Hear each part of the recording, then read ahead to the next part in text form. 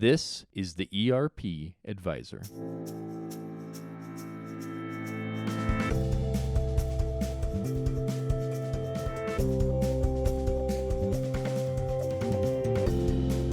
Today's episode, the evolving role of CRM systems in the wake of COVID-19.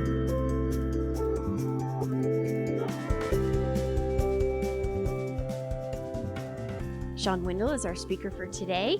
Sean is the founder and managing principal of ERP Advisors Group based in Denver, Colorado. We also have a special guest today joining us, Erica Windle, principal of operations at ERP Advisors Group. On today's call, we will explore the evolving role of CRM systems in the wake of COVID-19, as well as how to find the right CRM to meet your needs. Erica and Sean, welcome.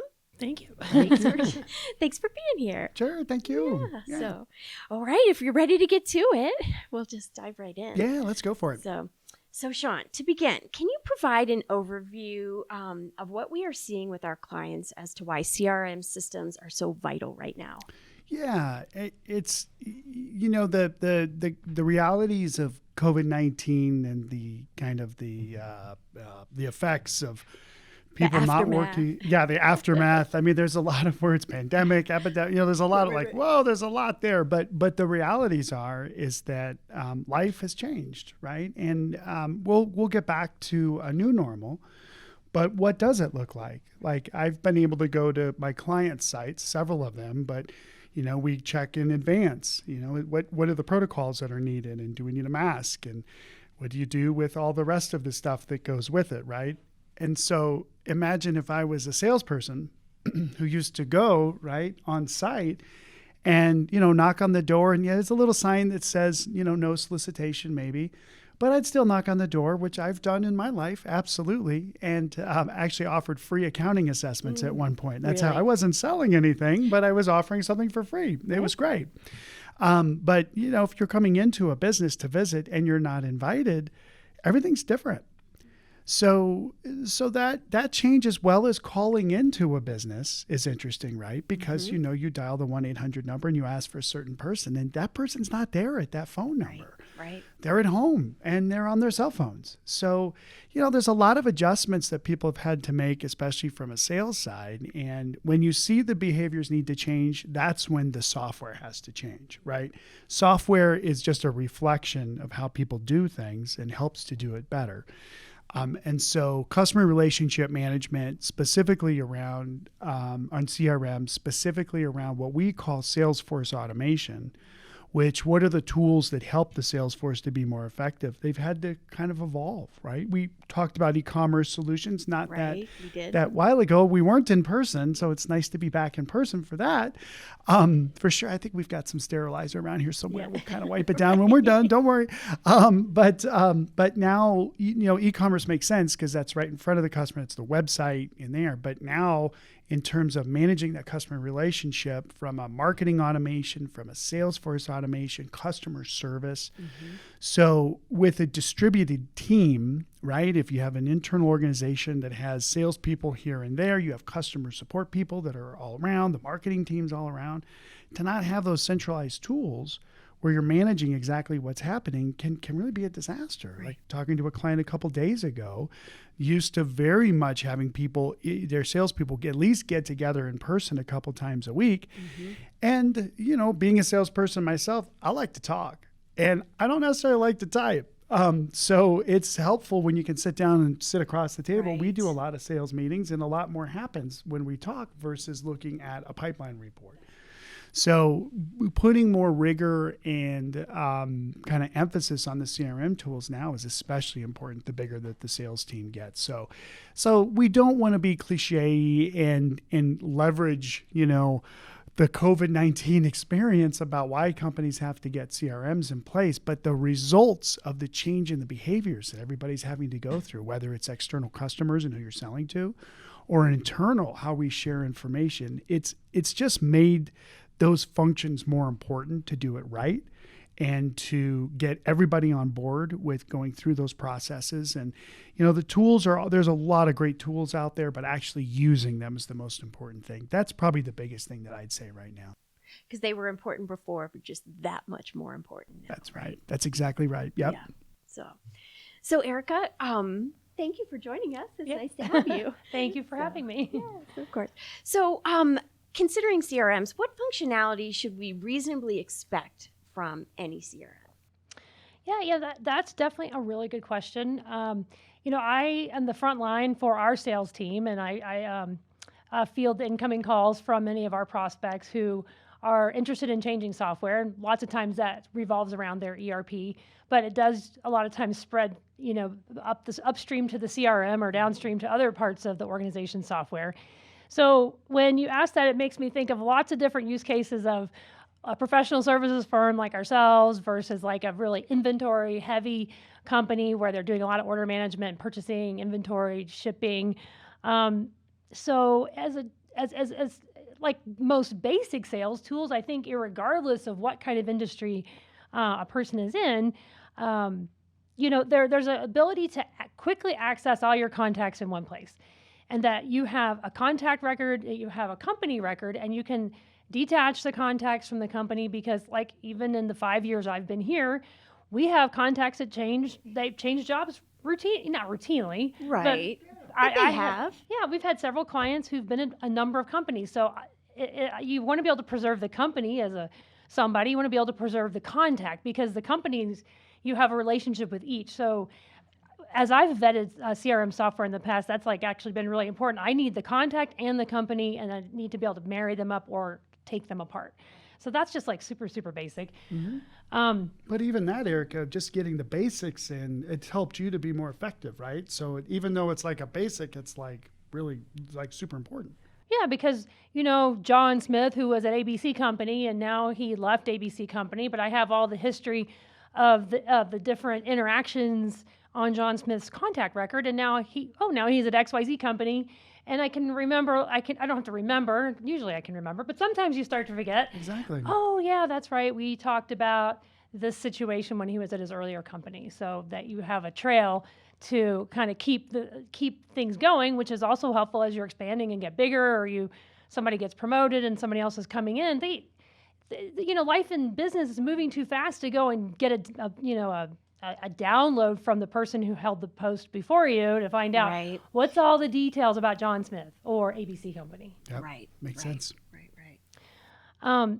Some things that are like really indispensable to me as the main person kind of driving the sales interactions has been honestly like a scheduling tool. And maybe I've fortunately not had to do the door-to-door knocking on the doors for this line of work. And we definitely have clients who do, but if they've had to shift to a different mode of operation, like being able to rapidly and easily schedule somebody for a meeting, because expecting to reach somebody on the phone the minute you call them, I mean, at least with our prospects and our clients, you're not going to just It's reach not people. likely nowadays, right? Yeah. Absolutely. So making it easy for your prospect to be able to interact with you by providing a very easy interface of a meeting link. And that is a key, because I have looked at almost every meeting link out there and they are not all very easy to use. So being able to provide that so people can get on your calendar, I want to talk to you about that statement of work, or I want to place that order. And so they know that they can reach you and they're not playing phone tag, because there's a little exhaustion that happens over playing phone tag. And the sales process, like the thought that the person has it in that second that they want to do something about it, and if they run into an IT barrier or a phone barrier, you might have just lost it. Right. Or even through email. Like I know that I've experienced like 12 emails can be taken care of in 2 with a good scheduling app that someone has access to. Without a doubt. That's such a good point, because, we've got clients that have like 100 salespeople, right? And we're worried about kind of this, okay, how do we do the reporting and the pipeline, and how do we break up all the different qualifications for the leads and opportunities and da-da-da-da-da-da-da. But it's like, if they can't schedule, they're like shot. So, and it's even more important. That's such a great point. Yeah. If you have a couple more minutes, I have a couple other sure, ideas for things. So there is like Sean just mentioned, the deal tracking or the stages and opportunities, and that's kind of part and parcel with any CRM. But like having it in a way that works for your organization to visualize it and to administratively keep up with it is key, because I've vetted a lot of CRMs and they aren't always that visually. You don't want to use it. I'd rather just keep it on a notepad or a whiteboard. So it does need to be something that your Whiteboard. salespeople Yes. are willing to administratively keep it up so that the managers or the VPs or the execs do have the insight into it. So, a lot of times when we meet our clients, the sales software has already been handled a long time ago, and they're coming to us for the ERP. And, the back office software is a little, it's later down the road to invest in, whereas CRM software, like that's your Salesforce, and they've already invested in that up front. So there's usually like a culture already in place. And so, if you are in the mode of changing software and the execs think it's time to change the software, it is a big change management point to make sure you're not going to pull away what's successful for the existing people just because you want to have the CRM now all in the ERP. So we definitely see that with the clients. You're like Salesforce is a very common one, and you're not going to take the Salesforce away from the salespeople. But don't care if it will be better in the ERP. So It's really true. it's just something to keep in mind if you're the one picking the software. I think that ultimately, 180 degrees different from our kind of company, which I haven't personally used, but definitely talked to hundreds of prospects about, is being able to access the inventory, seeing the status of the customer's account. Like if you're selling to somebody regularly and it turns out that they're 90 days behind on their payments, or they haven't paid in a while, and you don't want to call them and make the next sale, and maybe your commissions are dependent on them paying or something along those lines. Maybe you need to be making a customer support call, like, hey, what's wrong? And, I noticed that we haven't gotten payment. So the salesperson can help facilitate that if they have the insight into the order system. And maybe that's not the culture for every company, but definitely has been something lots of clients have wanted to see. Yeah. And you want to be able to, we just talking to a company right now who put in a very robust order management and accounting system, and literally spent millions of dollars just to have the salespeople be able to put the order in and it go into accounting, and it doesn't even work right. Oh no.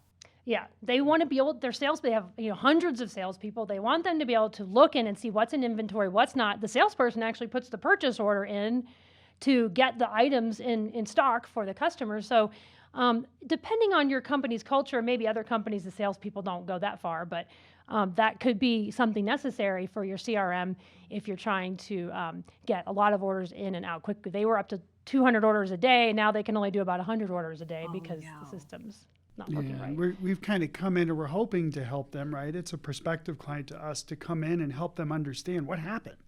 Like what's the breakdown? So you get these behaviors that you want your salespeople to do and you need them to do, but then the system prevents it. It's that's not okay.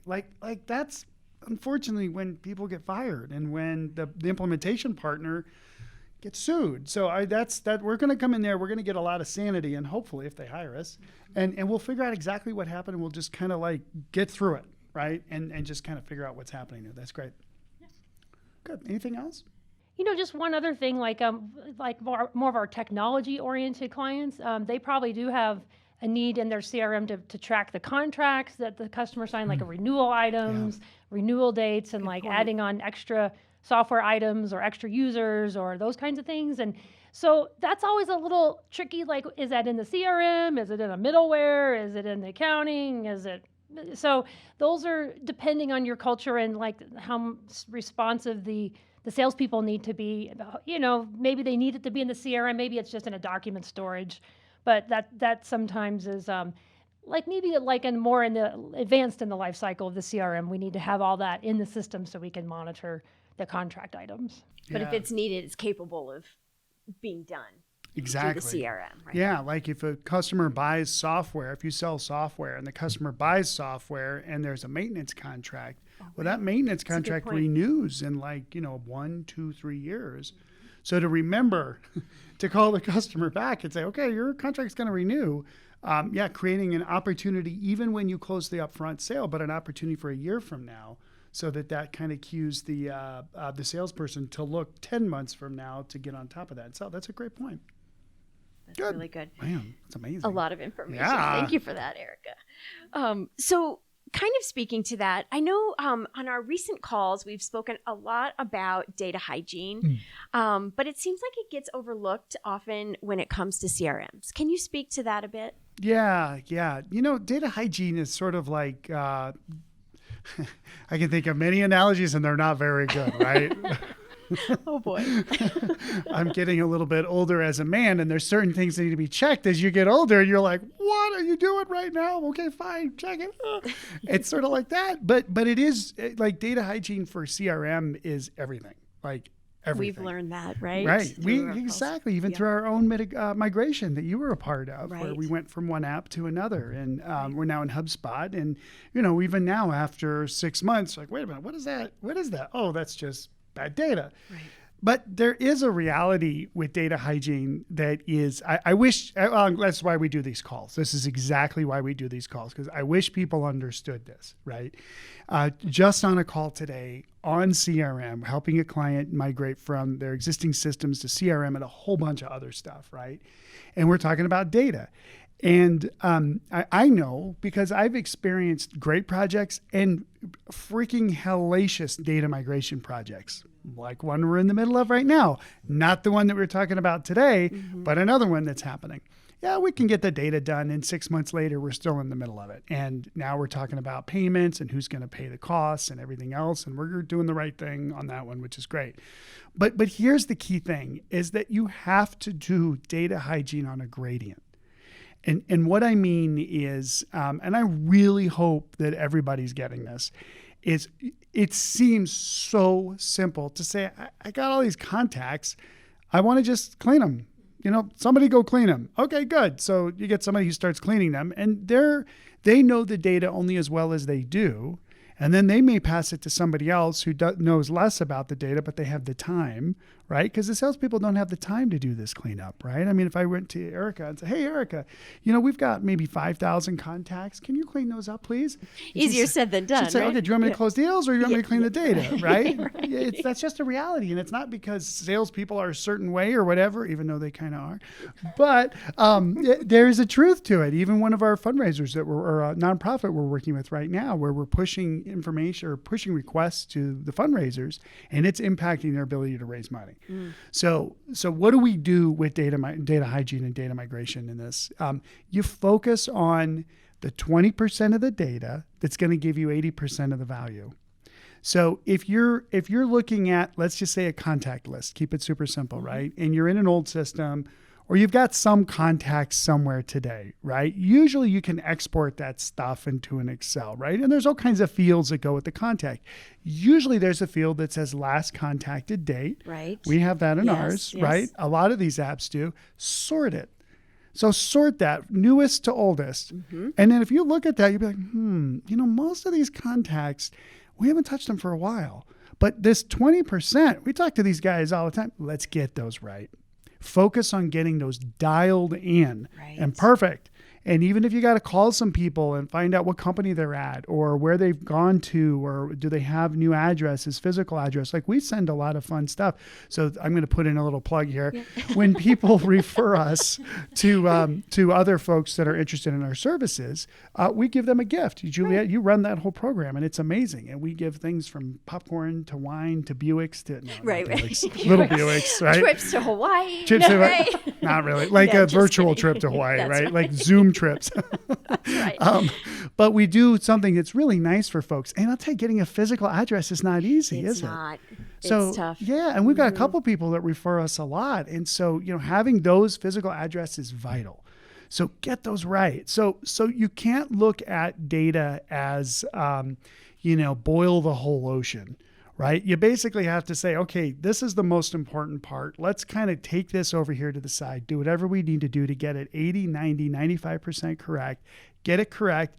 And then over time, you'll start working through some of the rest of it. It's so important. Yep.